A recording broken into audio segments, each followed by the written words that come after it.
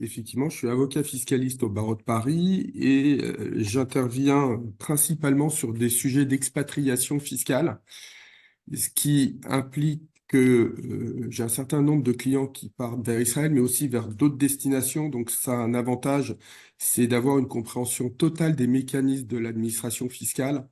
Et et nous, on est capable de faire des comparaisons entre pays. Et Israël est vraiment une destination particulière, traitée de manière un peu particulière par l'administration fiscale française, mais aussi parce que chaque destination a ses avantages et ses inconvénients. Donc, je souhaitais faire un peu une synthèse d'expérience concernant l'ALIA parce que d'abord, on a, nous, énormément de demandes en permanence. Euh, Et sur Israël, ça s'accélère, mais il y a toujours eu beaucoup de demandes. Alors c'est vrai que on fait partir des catégories de personnes euh, qui n'ont pas que des revenus de retraite, mais contrairement à d'autres destinations, mes clients qui viennent pour faire leur aléa viennent avec beaucoup d'idées préconçues. C'est-à-dire, je sais que, j'ai entendu que, et c'est souvent très très faux. Et vous le verrez parce que, comme j'ai l'habitude de le dire, pendant 10 ans, votre sujet, votre unique sujet se traite en France. C'est très rare les sujets israéliens et moi qui gère quand même un nombre très important de personnes qui ont fait leur alia et certaines depuis plus d'une quinzaine d'années, je vois que les demandes de l'administration fiscale sont sans commune mesure avec ce qui se passe en France et les incidences. Alors, bien évidemment, si on coupe totalement le lien avec la France, on arrive sur des incidences différentes. Donc, voilà pourquoi je voulais parler de ce thème aujourd'hui. Alors, bien évidemment, dans le cadre de l'ALIA, une des motivations principales n'est pas fiscale. Mais je peux dire ça de tous mes clients. Quelle que soit la typologie de mes clients, ça n'existe pas quelqu'un qui va vivre dans un pays uniquement pour des raisons fiscales. Alors, c'est très journalistique, mais ça n'existe pas. Par contre, la fiscalité a une incidence, parce que la fiscalité, c'est un frein financier ou éventuellement un accélérateur. On va le voir. Alors, c'est d'autant plus vrai que il est très difficile, euh, et nous, je vois en pratique, ça concerne peu de gens, des personnes qui coupent totalement les ponts financièrement avec la France. Et même lorsque ces personnes coupent les ponts avec la France, j'en ai quelques-uns tous les ans, ça met en pratique au moins entre 2 et 3 ans. Parce que il restait une résidence principale, parce qu'ils ont des sujets de retraite qui n'ont pas été gérés convenablement en qualité de résidents fiscaux étrangers. Donc voilà, donc ce qui est important de comprendre, c'est que on a des règles qu'on va voir extrêmement techniques, plutôt simples côté israélien, même s'ils font quelquefois une application très compliquée, et puis des règles compliquées. C'est pour ça qu'à un moment, je vous parlerai des possibilités et des objectifs d'optimisation de l'ALIA. Concernant les avantages fiscaux de l'ALIA, ils sont clairs, on va les retrouver uniquement en Israël, puisque par définition, lorsqu'on est entre deux pays, la France et Israël, la France applique sa législation, et souvent, quels que soient les pays de destination, le fait qu'Israël ait un régime particulier n'a pas d'incidence en France. Alors, élément important, on a la loi sur l'incitation de l'alliance en 1952 qui prévoit le régime fiscal des nouveaux immigrants et complété en 61 sur l'exonération d'impôt sur le revenu.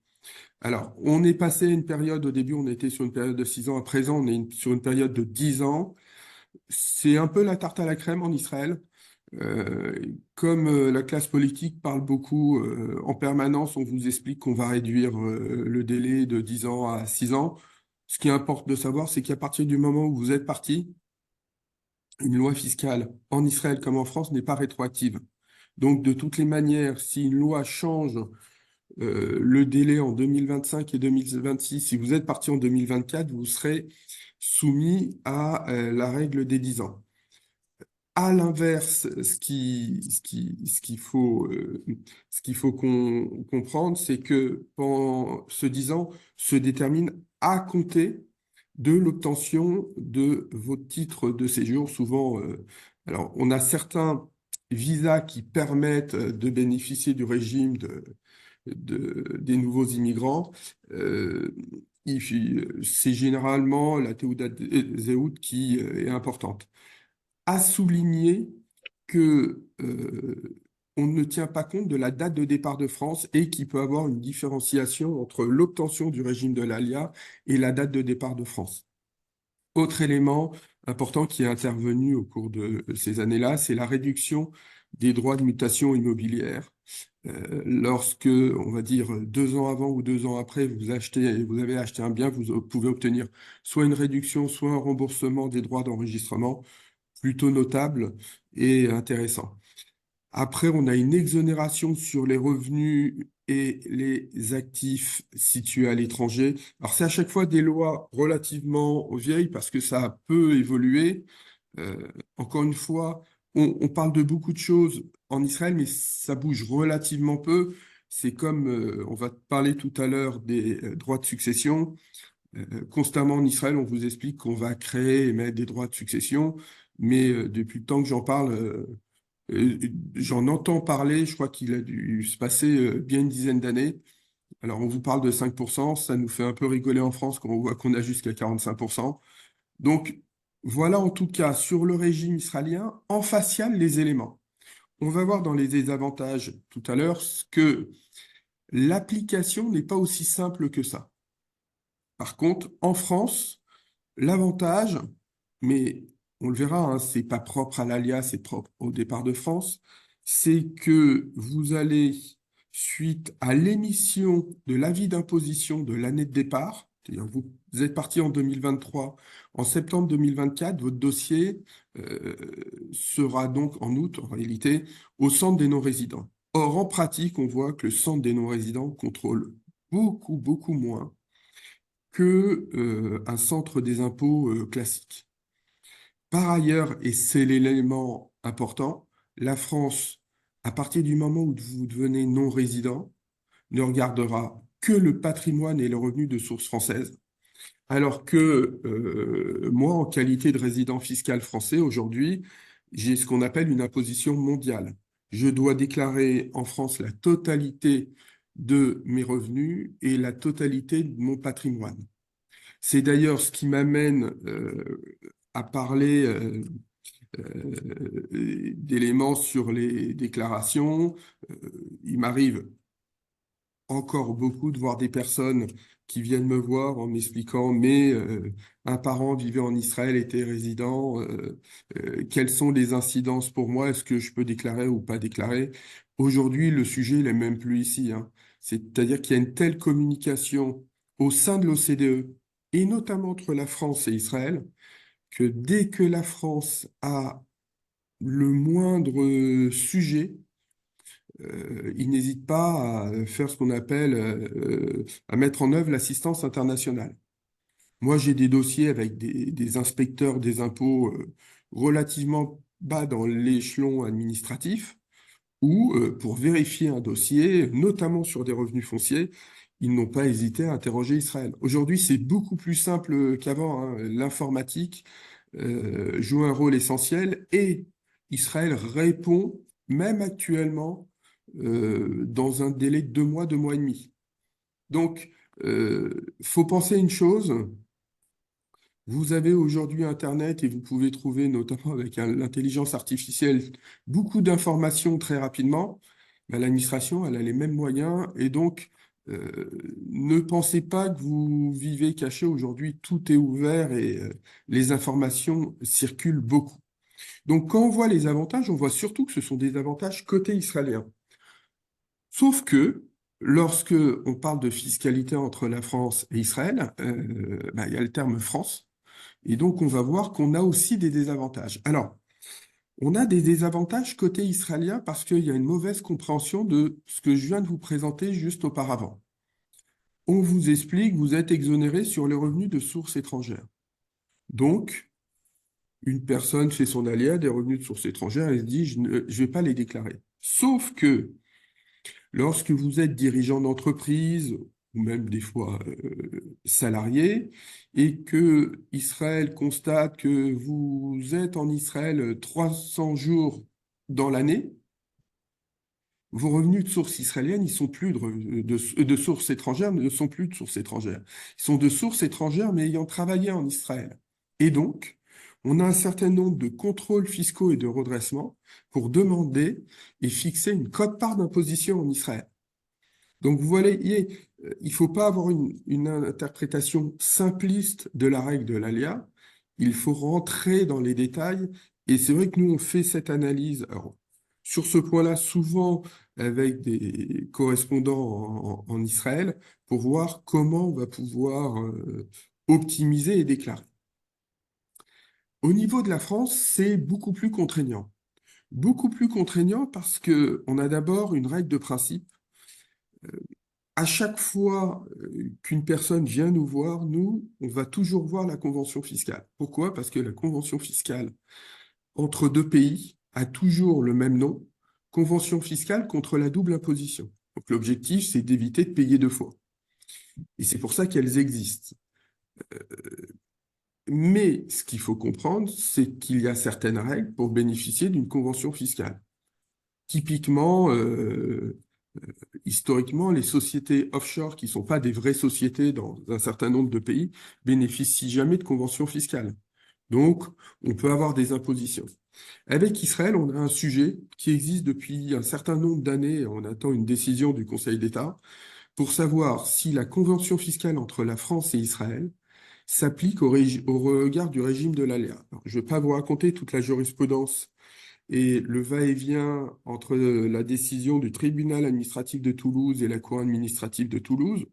Aujourd'hui, la cour administrative de Toulouse, contrairement à ce qui avait été indiqué en première instance, dit le régime de l'ALIA est compatible avec la convention fiscale. Alors maintenant, vous allez me dire, mais c'est un peu du chinois ce que vous me racontez, parce que ça veut dire quoi? La résidence fiscale, c'est basiquement trois éléments: foyer d'habitation, durée de séjour et centre des intérêts économiques.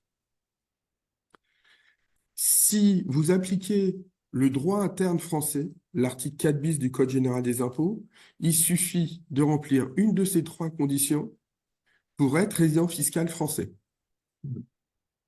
Je vous donne un exemple. Moi, j'ai un litige aujourd'hui.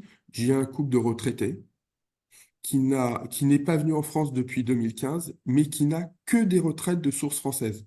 Aucun autre revenu. La France dit sans des intérêts économiques en France parce que je n'applique pas la convention. On n'a pas besoin de vivre en France pour être imposé à l'impôt. Alors ça choque beaucoup mes clients, mais je leur explique que c'est quand même un principe essentiel de la fiscalité. À l'inverse, si on considère que la convention fiscale s'applique, il va falloir d'abord regarder si les personnes ont un foyer fiscal en France et en Israël. Alors, imaginons que la personne ait un foyer fiscal. Un foyer, un foyer fiscal, c'est le fait d'avoir une résidence et de pouvoir y vivre. Donc vous avez tout vendu en France, vous avez qu'en Israël. On s'arrête là. La convention dit on s'arrête là, on va même pas voir les autres critères. Si vous avez un foyer en France et un foyer en Israël, on va passer au deuxième critère, la durée de séjour, et puis au centre des intérêts économiques. Donc vous voyez que l'application de la convention est extrêmement protecteur. Aujourd'hui, il y a un doute. L'administration fiscale n'a pas repris la décision de la Cour administrative de Toulouse et attend la décision du Conseil d'État. Ce ne sera pas neutre. La décision devrait arriver au cours de l'année 2024. Donc ça, c'est important parce que c'est une situation de principe. Puis, l'ALIA a un certain nombre d'inconvénients dans la mesure où vous allez conserver des revenus de source française. Alors, je vous cite quatre catégories de revenus. Les salaires. Alors, j'ai un grand principe. Et ce n'est pas uniquement lié aux personnes qui font leur alia, c'est quand on a du salaire, être non-résident, ça peut coûter très cher. Parce que le non-résident est imposé minimum à 20% et on ne tient pas compte de son foyer fiscal. Donc, je fais partir une famille avec trois ou quatre enfants. Ils ont une imposition relativement basse, et puis on regarde le salaire et on se rend compte que avec le salaire, on a une imposition qui a explosé, parce qu'un non-résident en plus ne peut pas bénéficier de réduction ou de déduction d'impôt. Donc, on ne retire pas les dons, on ne retire pas des frais de garde à domicile ou pas mal de choses comme ça. Donc, sur les salaires, sur les retraites publiques, parce que on applique, lorsqu'on a une retraite publique, elle est obligatoirement imposable en France. Donc ça coûte cher. Sur les revenus fonciers, il faut savoir qu'ils sont imposables dès le premier euro. Euh, et ils sont imposables à 37,2%. Et au-dessus de 27 000 euros, on passe à 47,2% d'impôt. Donc, souvent, mes clients viennent me voir et me disent, super, j'ai pas d'impôt sur mes retraites. Et puis, on a un peu de revenus fonciers. Et en pratique, je leur démontre que l'économie faite par les retraites est beaucoup plus mangée sur les revenus fonciers. Sur les stock options, alors il faut savoir une chose, c'est c'est pas un cas anodin, puisque nous, un départ sur quatre, on peut avoir ce sujet de stock option. C'est les personnes qui ont souvent eu des actions gratuites lorsqu'ils étaient salariés. À partir du moment où vous les exercez en étant résident fiscal étranger, on doit les déclarer en France en traitement et salaire. Et là, l'imposition monte très, très rapidement. Donc, ce mécanisme d'imposition en France, il est normal, c'est l'application de la convention fiscale. Et il est normal parce que Israël peut choisir de ne pas imposer. La France fait ce qu'elle veut et la France impose comme pour tous les pays, ou du moins des pays où elle n'a pas d'intérêt particulier. À côté du revenu, on a le même sujet sur le capital. Alors, je vous passe la résidence principale parce qu'il faut comprendre une chose. Si vous vendez votre résidence principale alors que vous êtes résident fiscal israélien, vous n'avez plus l'abattement. Donc, à partir du moment où vous posez le pied en Israël, vous perdez l'abattement résidence principale. Alors ça, c'est amusant parce que j'ai typiquement des clients qui viennent et qui me disent non, non, mais vous vous trompez parce qu'on a un délai de 6 mois, 2 ans, 3 ans. Et oui. Sauf que quand même, comme ils connaissent pas la loi, il se trouve que Israël ne fait pas partie de l'Union européenne et Israël n'a pas signé avec la France de convention en matière de recouvrement d'impôts. Donc, comme un certain nombre de destinations, notamment les Émirats arabes unis, dès qu'on pose le pied en Israël, on perd cet avantage-là. Donc, on peut être résident fiscal israélien, être exonéré de revenus. Alors, en Israël, il n'y a pas d'impôt sur le capital et notamment sur la détention du capital comme l'impôt sur la fortune immobilière. Mais en France, vous pouvez avoir un impôt sur la fortune immobilière. Alors, je vous prends un exemple relativement basique. Vous êtes propriétaire à Paris avec un bien qui vaut, qui, à votre IFI, aujourd'hui, serait à 1,1 million, 1,2 million. Vous dites, bon, j'ai un abattement, donc maintenant que je pars en Israël, il n'y a pas de souci sur l'IFI, peut-être qu'il va disparaître. Ben non, c'est souvent le contraire. Parce que l'abattement résidence principale, lorsque vous devenez résident fiscal israélien, vous le perdez. Et donc, on a souvent, très souvent, une augmentation de l'impôt sur la fortune immobilière. Ça ne concerne que la France, des actifs détenus en France ou à partir de la France. Et donc, il faut faire attention. Autre élément important, alors je préviens mes clients, et j'ai eu hier une anecdote, c'est que je relance un de mes clients qui vit en Israël en lui expliquant, mais on vient de constater que vous n'avez pas payé votre taxe d'habitation. Et il me répond, je pensais que j'étais pas concerné parce que pourquoi on me demande 8 000 euros de taxe d'habitation? Tout simplement parce qu'il faut comprendre une chose. En qualité de résident fiscal français sur une résidence principale, la taxe d'habitation a totalement disparu l'an dernier. Sauf qu'on avait une taxe d'habitation à deux vitesses. Pour les résidents fiscaux, elle a disparu, et pour les non-résidents, alors que je dis non-résidents, c'est plutôt pour les résidents secondaires, elle était restée en France, par contre, avec des montants nettement supérieurs, qui ont effectivement doublé par rapport à la base française. Donc, j'explique à mes clients qui souhaitent conserver leur résidence principale, attention, vous allez avoir une taxe d'habitation mouse costaud, notamment dans les grosses agglomérations qui avaient voté des différentiels souvent supérieurs à 60% par rapport à la taxe de base. Enfin, il y a un élément très très important, c'est que les personnes font tellement une fixation sur le régime de l'ALIA et l'impôt sur le revenu qu'ils confondent un peu tout. Il n'y a pas entre la France et Israël de convention fiscale en matière de donation et succession.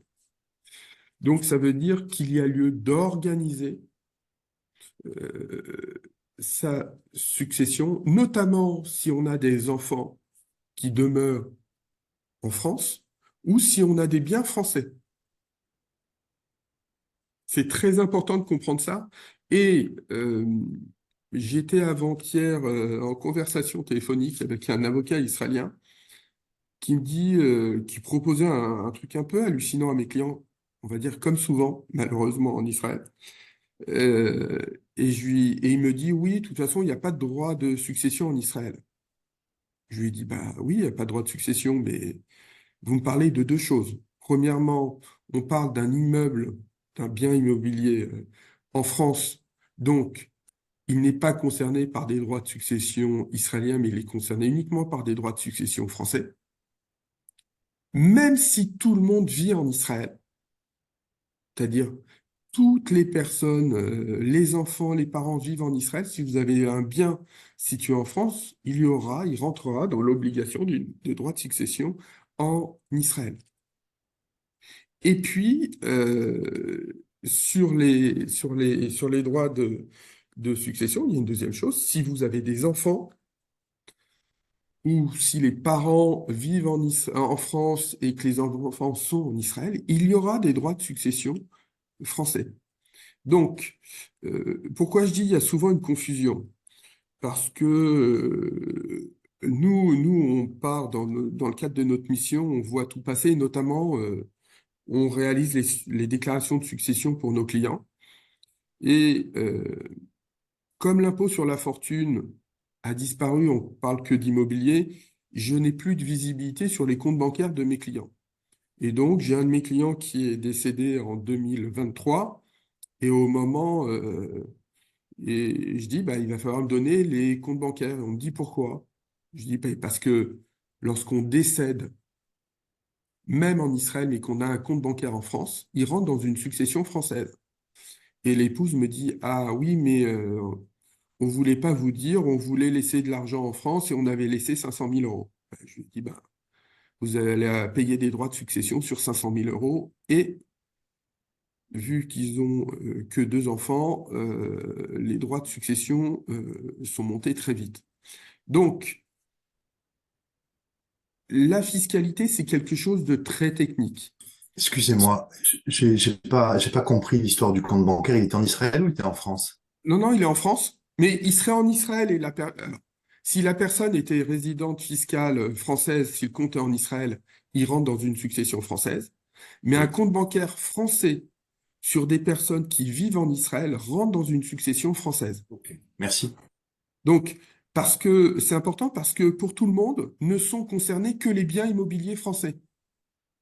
Et la confusion vient du fait que si vous avez un compte bancaire en France, moi qui fais des déclarations pour de nombreux résidents fiscaux israéliens en France, ils me disent, tiens, j'ai un compte, j'ai un petit compte titre en France. Je leur dis, j'en ai pas besoin, vous êtes résident fiscal israélien.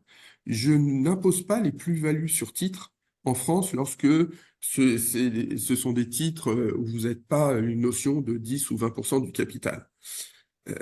Donc, ils partent du principe que le compte bancaire il peut avoir de l'argent, ça n'a pas d'importance. Ben non, au regard des droits de succession, ça a de l'importance.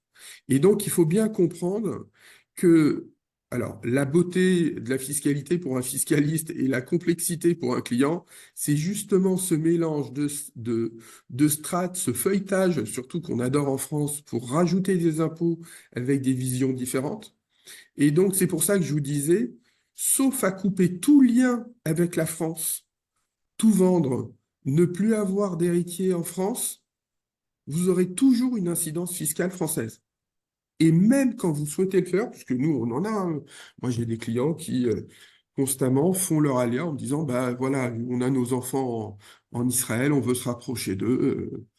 Et alors, même s'ils reviennent très souvent en France, ils coupent tout lien financier avec la France, à part la retraite. Et je leur dis, OK, mais mettre ça en application, souvent, ça prend 1, 2 ou 3 ans. Donc, ce qu'il faut retenir, c'est que pendant 10 ans, vos sujets fiscaux, vos ennuis fiscaux ne viendront que de France. En Israël, normalement, vous n'allez pas souscrire de déclaration, sauf si vous avez un salaire. Et le seul sujet qui va se poser, c'est la déclaration de patrimoine que peut vous demander Israël au cours des 10 ans. Alors, généralement, on a 1 ou 2 demandes. Certains de mes clients en ont reçu 3 sur 10 ans. On regarde leur patrimoine. C'est relativement simple. Cette déclaration de patrimoine ne concerne que le patrimoine israélien. Et donc, effectivement, quand vous voyez des avocats fiscalistes israéliens vraiment spécialisés, la situation est claire. Vous déclarez ce qu'il y a à l'étranger, pardon, en Israël et pas ce qu'il y a en France ou à l'étranger. Donc, une fois qu'on a regardé ça, je me suis posé une autre question parce que j'ai voulu aller un peu plus loin. Et ça fait partie de la réflexion que nous, on a lorsqu'on prend un dossier.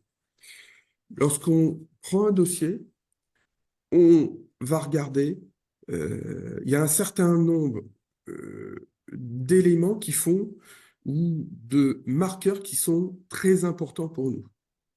Donc, si on veut optimiser sa fiscalité, son alia et ne pas être pris dans une tourmente, on a un certain nombre de principes que là j'ai écrits.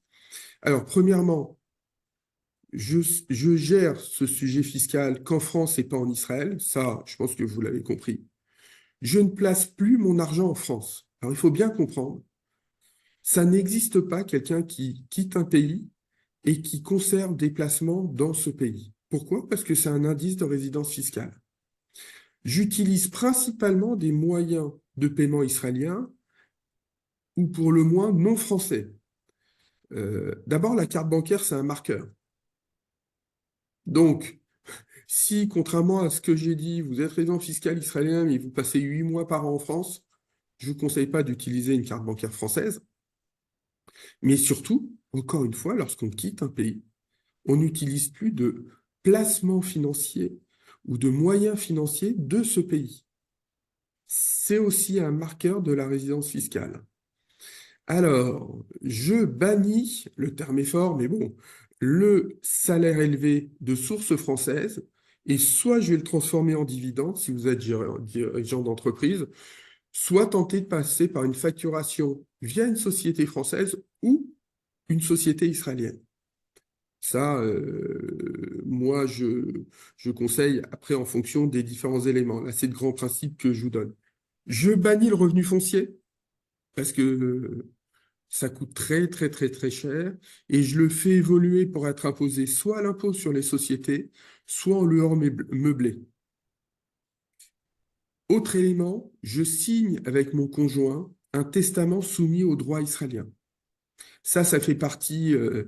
Alors, quand je vous disais chaque pays a une destination particulière, je vous donne un exemple, hein. Pendant très longtemps, on a fait partir des gens au Portugal. Alors, le régime portugais qui copiait le régime de l'ALIA vient d'être stoppé parce que c'était trop contraignant pour le Portugal et ça a amené à une hausse très conséquente de l'immobilier.